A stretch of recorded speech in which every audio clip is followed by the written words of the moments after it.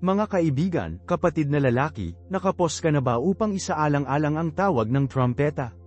Hindi ang fanfare ng isang hari, ngunit ang trumpeta ng Diyos, na sumisigaw sa buong langit, na nag-aalsa sa isang araw na hindi katulad ng iba. Ngayon, sinisiyasat namin ang isang misteryo kapwa nakakatakot at nakakaaliw, ang hula ng pag-agaw at muling pagkabuhay. Mabilang ka ba sa mga umakyat? Ito ay hindi lamang isang teolohikal na debate, ito ay isang katanungan na sumasalamin sa mga silid ng iyong puso, isang tawag na humihiling ng tugon.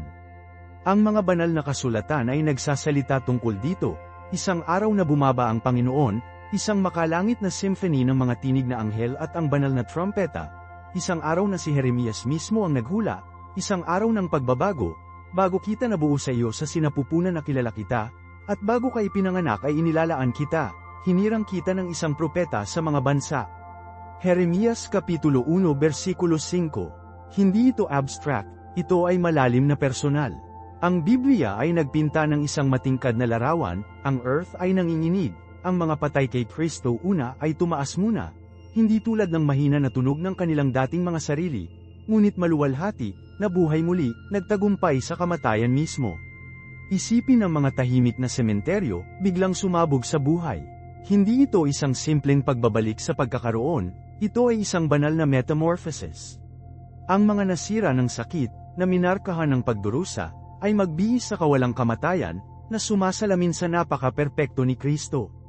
Hindi ito tungkol sa resuscitation lamang, tungkol ito sa pagbabagong anyo, isang kumpletong pag-renew.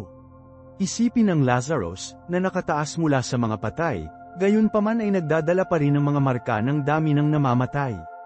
Ito ay naiiba. Ito ay isang maluwalhating muling pagkabuhay, isang bagong nilikha. At pagkatapos, ang buhay, yaong naghanda ng kanilang mga puso, na naghugas ng kanilang mga damit sa dugo ng kordero, makakaranas din sila ng isang nakamamanghang pagbabagong anyo. Hindi isang mabagal na paglusong sa kamatayan, ngunit isang agarang pag-akyat, isang pag-agaw palayo, isang nahuli upang matugunan ang Panginoon sa hangin. Larawan nito, isang twinkling, isang flash, at pagkatapos, ikaw ay lumalakas, nakatagpo ang mahal mo, ang namatay para sa iyo. Ito ay isang sandali na lampas sa pag-unawa, isang muling pagsasama-sama na lampas sa mga salita. Ito ang rapture, isang sandali ng ecstatic reunion kasama ang nabuhay na muling si Kristo. Hindi ito pantasya, ito ang pangako, pag-asa, ang maluwalhating pag-asa ng tapat. Ang muling pagsasama ay magiging isang nakamamanghang tanawin. Inisip ang isang hindi mababago na karamihan, isang hindi mabilang na karamihan ng mga tinubos na kaluluwa, na pinagsama sa piling ng Panginoon, ang simula ng kawalang hanggan na ipinangako sa mga naniniwala. Ito ay magiging isang sandali ng walang cap-ars na kagalakan, isang pagdiriwang na lampas sa pag-unawa ng tao. Ito ay ang katuparan ng mga siglo ng pananampalataya, ang pagtatapos ng hindi mabilang na mga panalangin, at ang madaling araw ng isang bagong panahon. Ito ang pangako ng ating pananampalataya. Ngunit ang mga banal na kasulatan ay nagsasalita din ng isang kaibahan na kaibahan. Para sa mga hindi tumanggap ng tawag ni Kristo, para sa mga nananatili, naghihintay ang ibang katotohanan. Isang katotohanan ng kaguluhan, ng pagdurusa, ng isang paghahari ng kadiliman. Isang oras ng hindi pa naganap na pagsubok, isang oras na ang pananampalataya ay malubhang sinubukan. Hindi ito isang nakakaaliw na pag-iisip, ngunit ito ay kinakailangan. Dapat nating maunawaan ang pagkadali ng sitwasyon. Ang tawag ng trumpeta ay hindi maghihintay para sa huling minuto na pagsisisi, ito ay magiging mabilis, mapagpasya, at pangwakas. Ang mga handa lamang ang makakarinig ng tawag. Tanging ang mga nagpasya, na sumuko sa kanilang buhay kay Jesus, na nagsisikap na mamuhay ng isang kabanalan, ay makakaranas ng maluwalhating pag-akyat na ito. Kaya, ano ang ibig sabihin nito para sa amin, praktikal na nagsasalita? Paano natin ihahanda ang ating sarili para sa isang napakahalagang kaganapan? Hindi ito tungkol sa pag-hoard ng ginto o pagbuo ng mga bunker, ito ay tungkol sa paglilinang ng isang relasyon kay Kristo na napakalalim, napakatali, lumampas ito sa lupa. Ito ay tungkol sa pag-align ng ating buhay sa kalooban ng Diyos, na pinapayagan ang kanyang pag-ibig na muling ibalik tayo mula sa loob. Mag-isip ng isang sculptor na nagtatrabaho sa isang obra maestra. Hindi lamang siya sampalan sa ilang luwad at tawagan nito, maingat siyang nag-chip sa labis, pagpino, paghuhubog, hanggang sa may hayag ang totoong kagandahan sa loob. Katulad nito, ang Diyos ay nagtatrabaho sa atin, na humuhubog sa ating pagkatao, pinino ang ating pananampalataya, inihahanda tayo para sa maluwalhating pag-unve.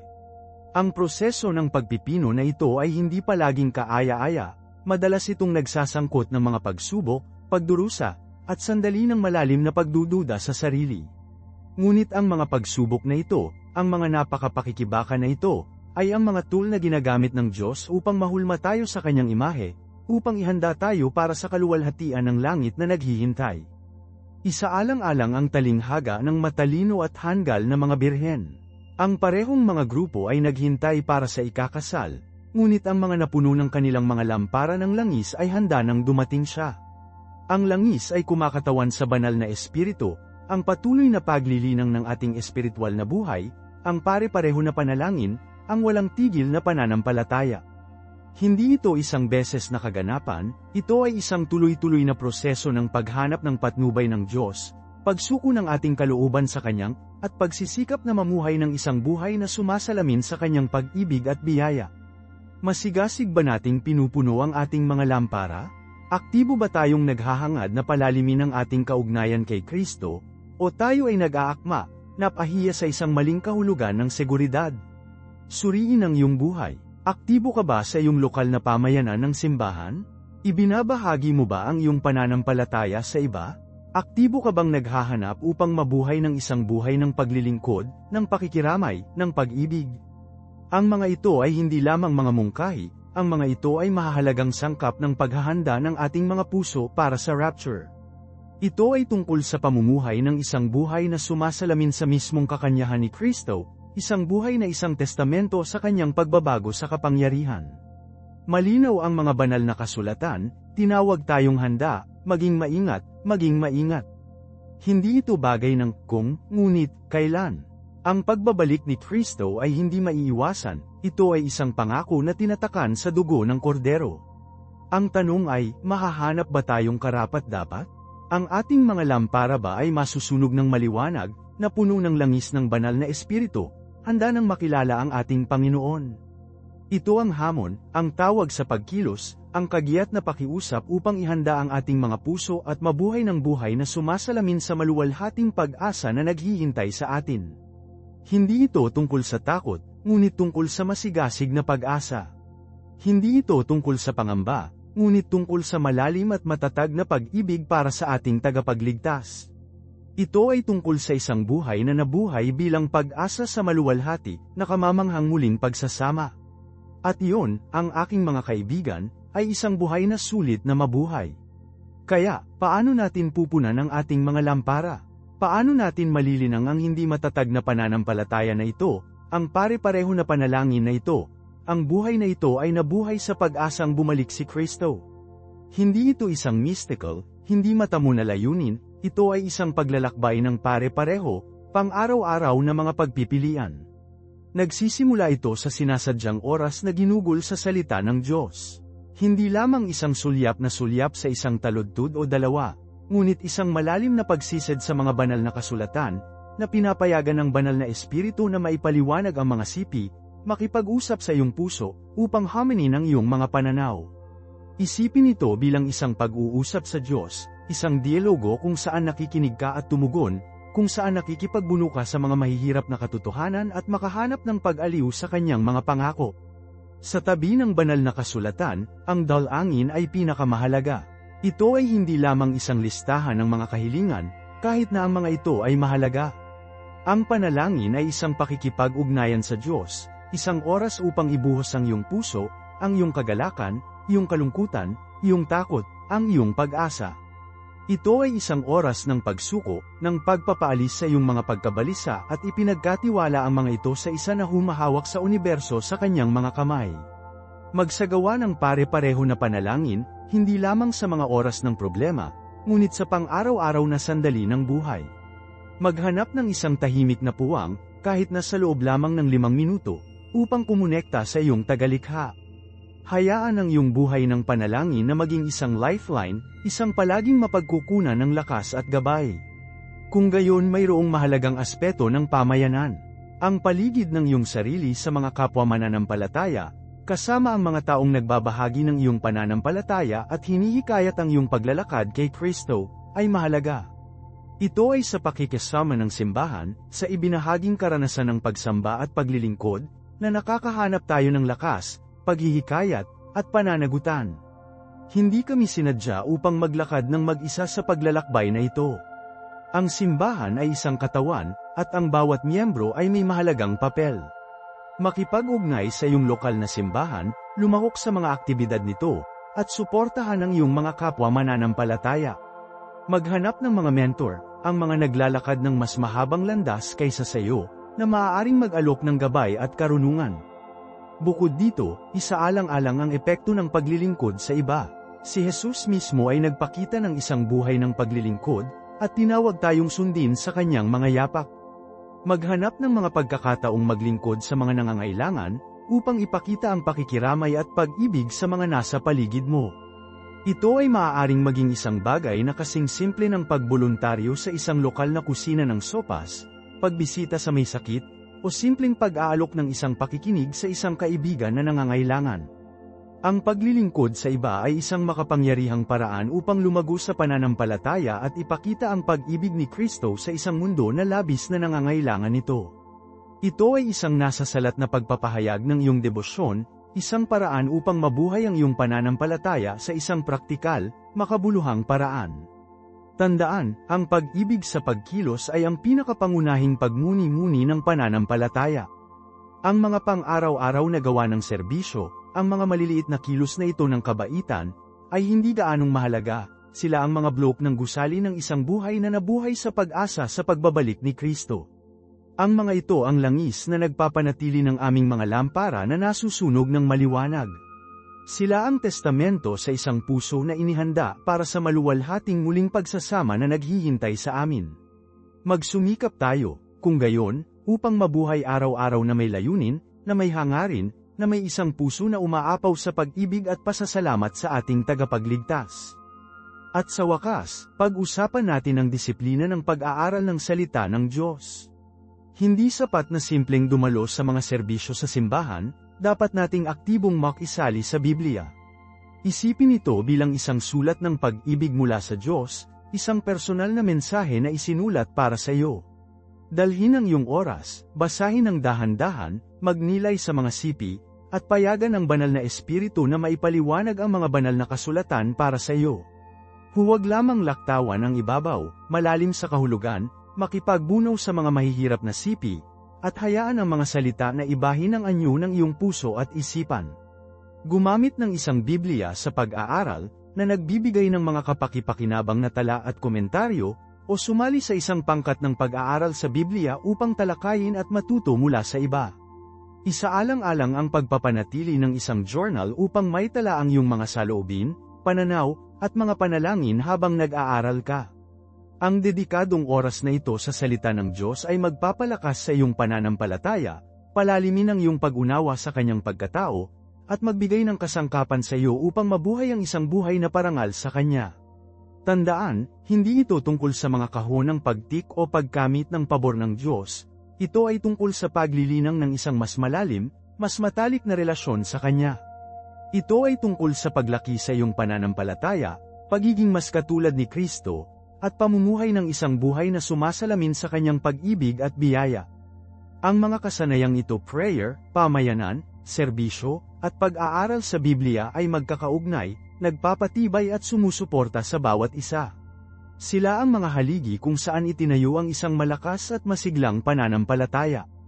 Isipin ang mga ito bilang apat na binti ng isang mesa, kung mahina ang isang paa, ang buong istruktura ay hindi matatag. Kaya magsikap para sa balanse, para sa pare-pareho sa lahat ng mga lugar na ito. Hayaan akong magbahagi ng isang personal na anekdota. May isang panahon sa aking buhay kung saan napabayan ko ang aking buhay sa panalangin. Sobrang abala ko sa trabaho at iba pang mga pangako na halos hindi ko natagpuan ang oras upang kumonekta sa Diyos. Bilang isang resulta, naramdaman kong tuyo ang espiritual, naka-disconnect, at mahina sa tukso. Ito ay lamang kapag sinasadya kong unahin ang panalangin na naramdaman kong na-update, na-refresh, at pinalakas. Ang karanasan na ito ay nagturo sa akin ng mahalagang kahalagahan ng pare-pareho na pakikipag-ugnayan sa Diyos, anuman ang aking mga kalagayan. Ito ay isang aralin na dinala ko sa akin mula pa noon. Ang isa pang aspeto na madalas na hindi napapansin ay ang kahalagahan ng kapatawaran. Ang pagpapatawad sa iba, habang pinatawad tayo ni Kristo, ay mahalaga para sa espiritual na paglaki. Ang paghawak sa sama ng loob at kapitan ay lason lamang ang iyong puso at hadlangan ang iyong relasyon sa Diyos. Ang kapatawaran ay hindi kinukonsinti ang mga aksyon ng iba, inilabas nito ang iyong sarili mula sa pasanin ng galit at sama ng loob. Ito ay isang freeing act, kapwa para sa taong nagpapatawad ka at para sa iyong sarili. Tandaan, ang biyaya ng Diyos ay walang hanggan, pinatawad niya tayo ng walang pasubali, at tinawag tayo upang palawakin ang parehong biyaya sa iba. Magsanay ng kapatawaran, hindi lamang para sa iba, kundi pati na rin para sa iyong sarili. Lahat tayo ay nagkakamali, alamin mula sa kanila, humingi ng kapatawaran ng Diyos, at sumulong ng may nabagong layunin. Isaalang-alang din ang kapangyarihan ng pasasalamat. Ang paggugol ng oras bawat araw upang pagnilayan ang mga pagpapala sa iyong buhay, kapwa malaki at maliit, ay maaaring baguhin ang iyong pananaw at palalimin ang iyong pananampalataya. Ang isang nagpapasalamat na puso ay isang maligayang puso, isang puso na mas bukas sa pagtanggap ng mga pagpapala ng Diyos. Magsimula ng isang journal ng pasasalamat, o simpleng maglaan ng ilang sandali bawat araw upang pagnilayan ang lahat ng mayroon ka. Ang pagsasanay na ito ay hindi lamang mapapahusay ang iyong espiritual na kagalingan ngunit mapapabuti din ang iyong pangkalahatang kalusugan sa kaisipan at emosyonal.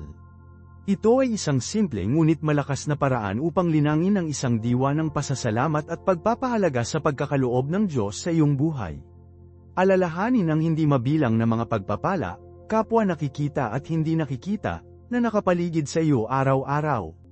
Hayaan ang pasasalamat na maging palagi mong kasama, isang paalala ng walang tigil na pag-ibig at katapatan ng Diyos. At sa wakas, pag-usapan natin ang kapangyarihan ng pamayanan. Ito ay hindi lamang tungkol sa pagdalo sa mga serbisyo sa simbahan, kahit natiyak na isang mahalagang bahagi nito. Ang totoong pamayanan ay nagsasangkot ng tunay na koneksyon sa iba pang mga mananampalataya, isang sumusuporta sa network ng mga individual na nagbabahagi ng iyong pananampalataya at maaaring mag-alok ng paghihikayat, pananagutan, at panalangin. Maghanap ng isang simbahan o isang maliit na grupo kung saan sa tingin mo ay tinanggap, mahal, at hinamon na lumago. Palibutan ang iyong sarili sa mga taong mag-angat sa iyo, manalangin para sa iyo, at hawak ka sa pananagutan sa iyong paglalakbay sa pananampalataya. Ang pakiramdam ng pag-aari ay mahalaga. Hindi kami sinadya upang maglakad ng mag-isa sa landas na ito. Ang suporta at pakikisama na nahanap mo sa loob ng isang malakas na pamayanang Kristiyano ay maaaring hindi ka panipani walang makapangyarihan, na nagbibigay ng lakas sa mga mahihirap na oras at pagdiriwang ng mga kagalakan sa daan. Isipin ang unang simbahan, na inilarawan sa aklat ng mga gawa, ibinahagi nila ang lahat, nanalangin sila ng magkasama, suportado nila ang bawat isa. Ang ganitong uri ng malapit na pamayanan ay isang malakas na puwersa para sa kabutihan, isang testamento sa kapangyarihan ng pananampalataya ang nabuhay sa mga nasasalat na paraan. Tandaan ang talinghaga ng mga talento. Binibigyan ng Diyos ang bawat isa sa atin ng mga natatanging regalo at kakayahan. Responsibilidad nating matuklasan ang mga talento na ito at gamitin ang mga ito upang maglingkod sa iba at luwalhatiin ang Diyos. Maaari itong kasangkot sa pagboluntaryo sa isang lokal na kawanggawa, na nagtuturo sa isang mas bata, pagbabahagi ng iyong pananampalataya sa iba, o simpleng pag-aalok ng isang pakikinig sa isang kaibigan na nangangailangan. Ang paglilingkod sa iba ay isang makapangyarihang paraan upang mapalago ang espiritual, na lumakad sa labas ng ating sarili at tumuon sa mga pangangailangan ng iba. Ito ay isang mapagpakumbabang karanasan na makakatulong sa atin na pahalagahan ang mga pagpapala sa ating sariling buhay at maunawaan ang mga pangangailangan ng mga nasa paligid natin. Maghanap ng mga pagkakataon na maglingkod, gayunpaman maliit na maaaring tila. Kahit na ang isang simpleng gawa ng kabaitan ay maaaring gumawa ng isang malalim na pagkakaiba sa buhay ng isang tao at palalimin ang iyong sariling espiritual na koneksyon sa Diyos. Huwag maliitin ang epekto na maaari mong makuha. Ang iyong natatanging talento, na sinamahan ng biyaya ng Diyos, ay maaaring makamit ang mga kamanghamanghang bagay. At ito ang humahantong sa akin sa kahalagahan ng pangangalaga sa sarili. Hindi ito makasarili, mahalaga ito. Hindi kami maaaring ibuhos mula sa isang walang laman na tasa. Kung pinapabayaan natin ang ating pisikal, emosyonal, at kagalingan sa kaisipan, ang ating espiritual na buhay ay magdurusa. Tiyaking nakakakuha ka ng sapat na pagtulog, pagkain ng malusog na pagkain, regular na pag-ehersisyo, at pagsali sa mga aktibidad na nagdadala sa iyo ng kagalakan at pagpapahinga. Ito ay maaaring maging anumang bagay mula sa paggugol ng oras sa kalikasan sa pagbabasa ng isang magandang libro sa pakikinig sa nakakaganyak na musika. Maglaan ng oras para sa iyong sarili, upang mag-recharge at mag-focus, upang maaari mong lapitan ang iyong espiritual na buhay na may nabagong enerhiya at sigasig. Tandaan, ang pag-aalaga sa iyong sarili ay hindi isang luho, ito ay isang pangangailangan kung nais mong mabuhay ng isang buhay na pinarangalan ng Diyos at matupad ang iyong potensyal. Ang balanse ay susi dito, ang paghahanap ng tamang ritmo sa pagitan ng mga espiritual na disiplina at pag-aalaga sa sarili ay mahalaga para sa patuloy na paglaki ng espiritual. Huwag sunugin ang iyong sarili na sinusubukan na gawin ang lahat ng sabay-sabay. Ang espiritual na paglago ay isang panghabambuhay na paglalakbay, hindi isang patutunguhan. Magkakaroon ng pag-aalsa, mga oras ng malaking espiritual na lakas at oras ng pag-aalinlangan at pakikibaka. Iyon ay perpektong normal. Ang mahalagang bagay ay upang patuloy na sumulong, upang patuloy na maghanap ng Diyos, upang mapanatili ang pag-aaral at paglaki sa iyong pananampalataya. Huwag matakot na humingi ng tulong kapag kailangan mo ito. Makipag-usap sa iyong pastor, isang mapagkakatiwalaang kaibigan, o isang espiritual na tagapayo. Tandaan, hindi ka nag-iisa sa paglalakbay na ito. Ang Diyos ay palaging kasama mo, gumagabay at sumusuporta sa iyo sa bawat hakbang.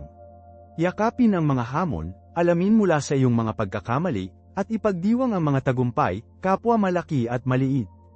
At laging tandaan na ang pag-ibig ng Diyos ay walang kondisyon, isang palaging mapagkukunan ng lakas at pag-asa, kahit na ano ang iyong harapin. Kaya patuloy na lumalaki, panatilihin ang pag-aaral, patuloy na pagsisikap na maging mas katulad ni Kristo. Mahaba ang paglalakbay, ngunit ang mga gantimpala ay hindi mababago. Ngayon, pag-usapan natin ang tungkol sa pamayanan. Ang iyong espiritual na paglalakbay ay hindi sinadya upang maging isang nag-iisa. Ang paligid ng iyong sarili ng isang sumusuporta sa pamayanan ng pananampalataya ay maaaring makabuluhang mapahusay ang iyong espiritual na paglaki.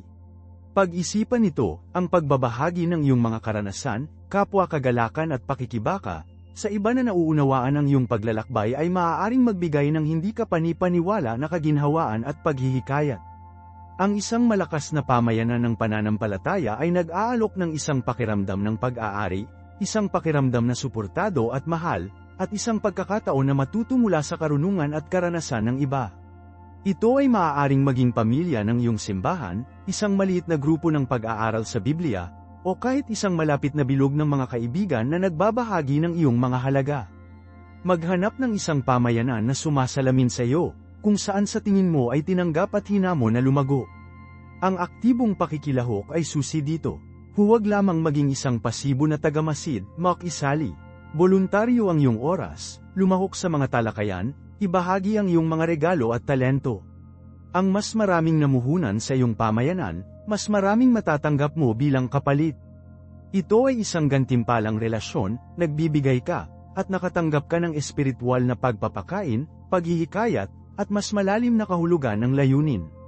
Tandaan mo ang mga oras na kailangan mo ng suporta o isang pakikinig. Ang pagiging bahagi ng isang malakas na pamayanan ay nagbibigay daan sa iyo upang mag-alok ng parehong suporta sa iba, na lumilikha ng isang magandang siklo ng pagbibigay at pagtanggap. At sa loob ng pamayanan na yun, maghanap ng mga mentor. Napakahalaga ng mentorship sa espiritual na paglaki. Ang pagkakaroon ng isang mas matanda at mas matalinong upang gabayan ka, upang mag-alok ng payo at suporta, ay maaaring gumawa ng isang pagkakaiba sa mundo.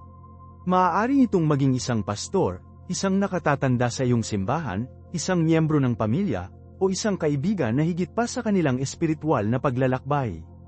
Huwag matakot na maghanap ng isang mentor, ito ay tanda ng lakas, hindi kahinaan.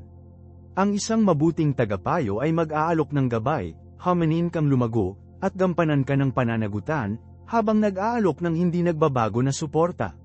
Bilang kapalit, maaari kang mag-alok ng iyong sariling natatanging pananaw at enerhiya sa relasyon, na lumilikha ng isang kapwa kapaki-pakinabang na pakikipagtulungan. Maghanap para sa isang tao na ang buhay ay nagpapakita ng mga katangiang hinahangaan at hangarin mo. Alamin mula sa kanilang mga karanasan, kanilang karunungan, at kanilang pananampalataya. Ang kanilang gabay ay makakatulong sa pag-navigate sa pagiging komplikado ng buhay at pananampalataya, na nag-aalok ng isang matatag na kamay at isang matalinong pananaw. Tandaan, ang paglalakbay ay mas madali sa isang kasama. Sa wakas, huwag nating kalimutan ang kapangyarihan ng panalangin at pagmumuni-muni. Ito ay mga mahahalagang kasanayan para sa pag-aalaga ng iyong espiritual na buhay. Ang panalangin ay isang direktang linya ng komunikasyon sa Diyos, isang paraan upang maipahayag ang iyong pasasalamat, iyong mga alalahanin, iyong pag-asa, at iyong mga pangarap. Ito ay isang malakas na tool para sa paghanap ng gabay, para sa paghahanap ng lakas sa mga oras ng kahirapan, at para sa pagpapalalim ng iyong relasyon sa Diyos. Gawin ang panalangin na isang regular na bahagi ng iyong araw, kahit na ilang minuto lamang ang tahimik na pagmuni-muni. At pagmumuni-muni, pagtabi ng oras para sa tahimik na pagmumuni-muni, pinapayagan kang isentro ang iyong sarili, upang limasin ang iyong isip ng mga abala, at kumonekta sa iyong panloob na sarili at sa Diyos. Maghanap ng isang tahimik na puwang, libre mula sa mga pagkagambala, at payagan ang iyong sarili na maging naroroon, huminga ng malalim, at makinig sa parin, maliit na tinig sa loob. Ang mga kasanayang ito ay hindi lamang tungkol sa paghingi ng mga bagay, ang mga ito ay tungkol sa paglilinang ng isang mas malalim na koneksyon sa banal, pag-aalaga ng isang pakiramdam ng kapayapaan at katahimikan, at pagpapalakas ng iyong espiritual na pundasyon. Ang regular na panalangin at pagmumuni-muni ay aalagaan ang iyong kaluluwa at tutulungan kang mag-navigate sa pagiging komplikado ng buhay na may higit na kailanawan at lakas. Ngayon, suriin natin ang isang maliit na mas malalim sa pagsasagawa ng panalangin. Hindi lamang ito isang bagay sa pagbigkas ng mga nakapa-memorized na mga panalangin, kahit na tiyak na maaaring maging bahagi nito. Mag-isip ng panalangin bilang isang pag-uusap, isang tunay na dialogo sa banal. Minsan, ibubuhos mo ang iyong puso, pagbabahagi ng iyong mga pasanin at pagkabalisa, naghahanap ng pag-iisa at gabay. Iba pang mga oras, magpapahayag ka ng pasasalamat, umaapaw sa kagalakan at pasasalamat sa mga pagpapala sa iyong buhay. At kung minsan, ito ay isang tahimik na pakikinig, isang puwang para sa iyo na simpleng naroroon sa presensya ng Diyos, na pinapayagan ang kapayapaan ng Diyos na hugasan ka. Huwag matakot na maging matapat sa iyong mga panalangin.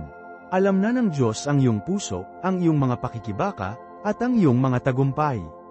Hindi na kailangang magpanggap o maglagay ng isang facade ng pagiging perpekto. Dalhin ang iyong buong sarili sa Diyos, ang mabuti, masama, at ang pangit. Hindi ka niya hinuhusgahan, mahal ka niya, walang pasubali. At sa walang pasubatang pag-ibig na yon, makikita mo ang lakas at lakas ng loob na harapin ang anumang buhay na itinapon ng iyong paraan. Isaalang-alang ang pagpapanatili ng isang journal ng panalangin. Ang pagsulat ng iyong mga panalangin ay maaaring maging isang malakas na paraan upang masubaybayan ang iyong espiritual na paglaki, upang maipakita ang iyong paglalakbay, at makita kung paano sinagot ng Diyos ang iyong mga dalangin, kahit nasa banayad na paraan. Makakatulong din ito sa iyo na makilala ang mga patterns sa iyong mga panalangin, paulit-ulit na mga tema o alalahanin na maaaring mga ilangan ng karagdagang pagmuni-muni o pagkilos.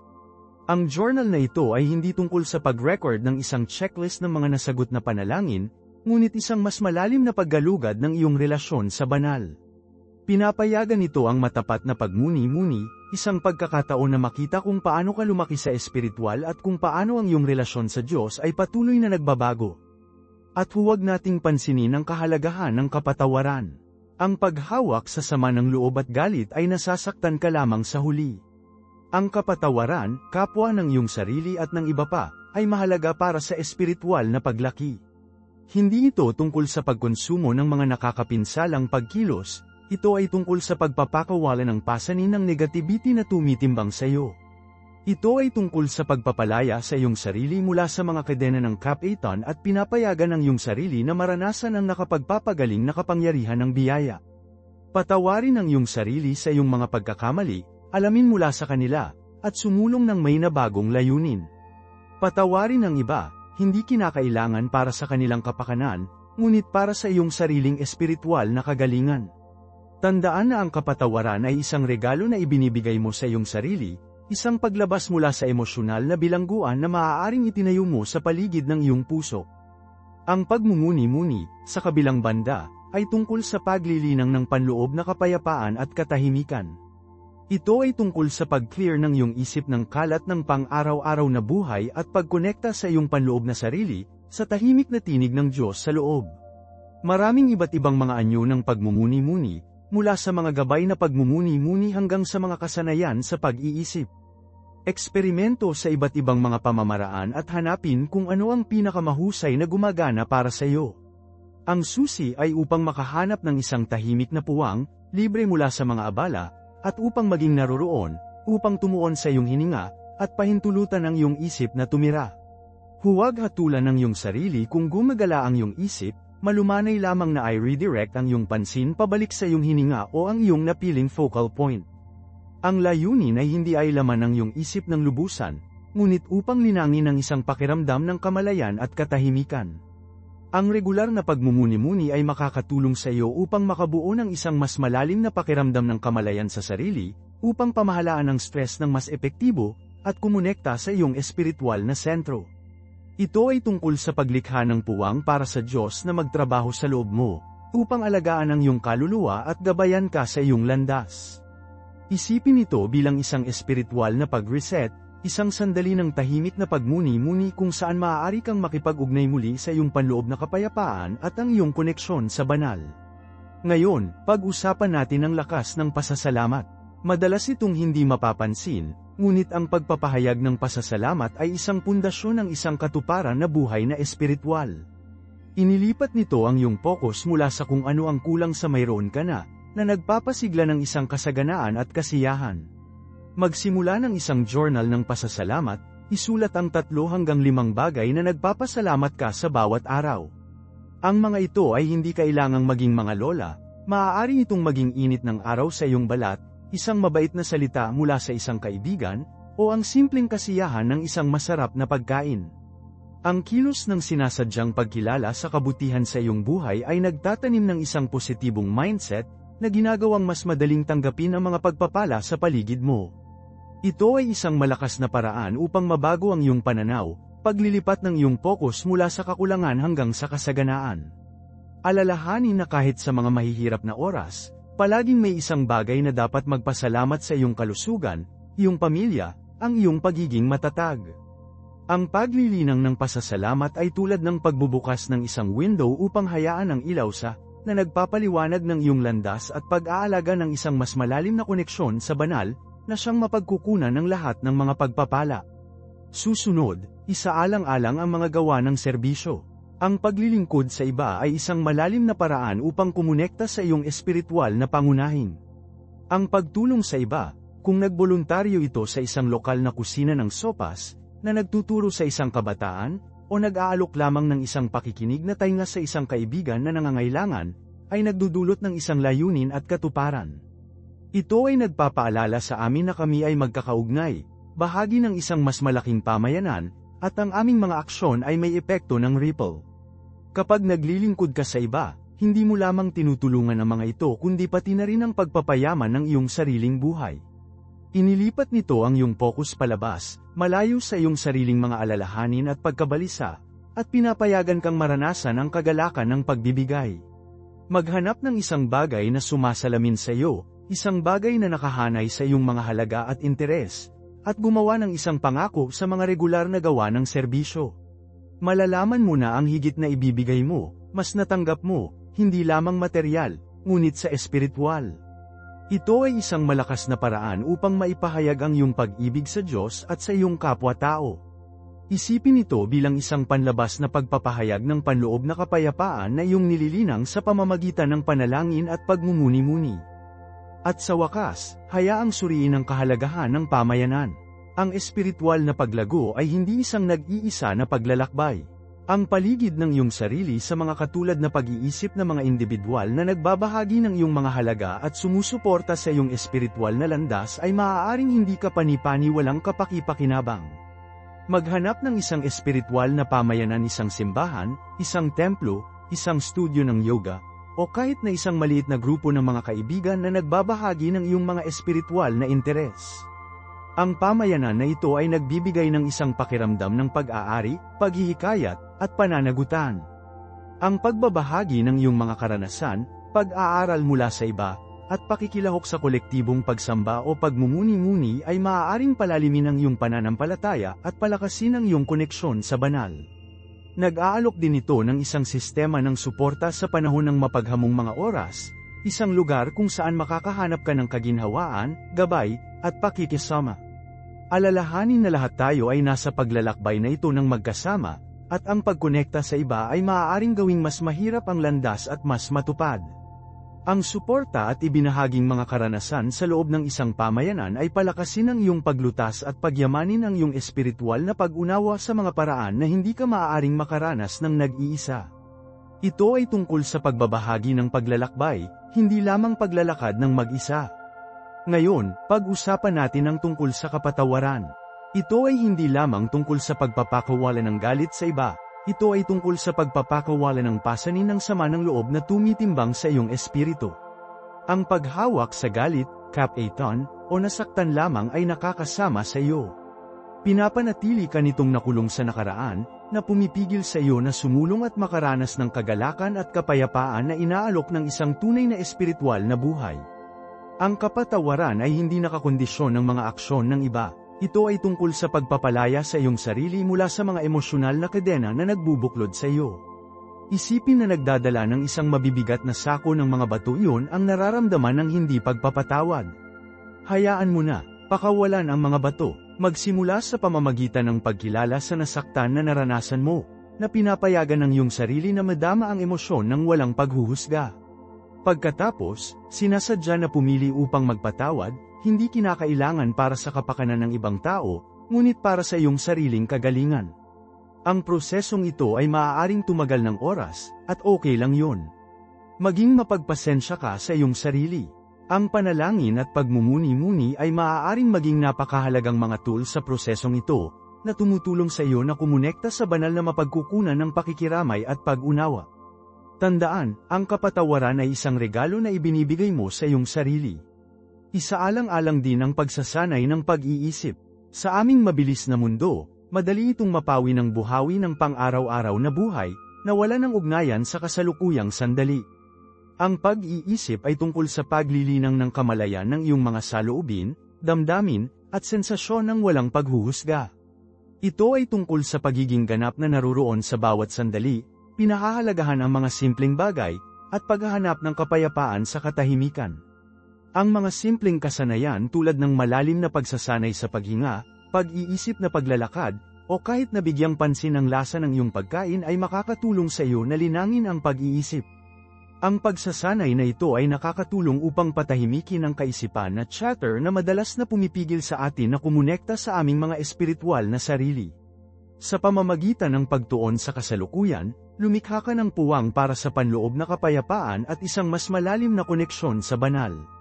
Ito ay tungkol sa pagpapahalaga sa kagandahan sa ordinaryong, nakakahanap ng pasasalamat sa pang-araw-araw na sandali. Ang pag-iisip ay hindi tungkol sa pagtakas ng katotohanan, ito ay tungkol sa pakikipag-ugnay dito ng higit pa, mas may kamalayan, at may mas malaking pakiramdam ng pagpapahalaga.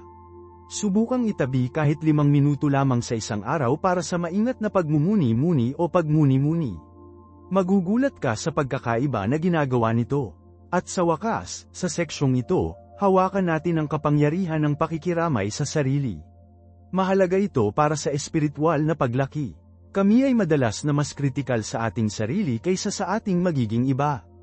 Hawak natin ang ating sarili sa imposibleng mataas na pamantayan, pinapahiya ang ating sarili para sa ating mga pagkadilim at napansin na mga pagkabigo. Ang pakikiramay sa sarili ay nangangahulugang pagtrato sa iyong sarili ng parehong kabaitan, pag-unawa, at kapatawaran na mag-aalok ka ng isang mahal na kaibigan.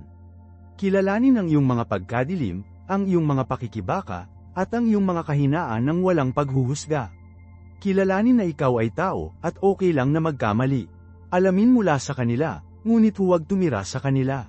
Magsagawa ng pagpapatawad sa sarili, tulad ng patatawarin mo sa iba.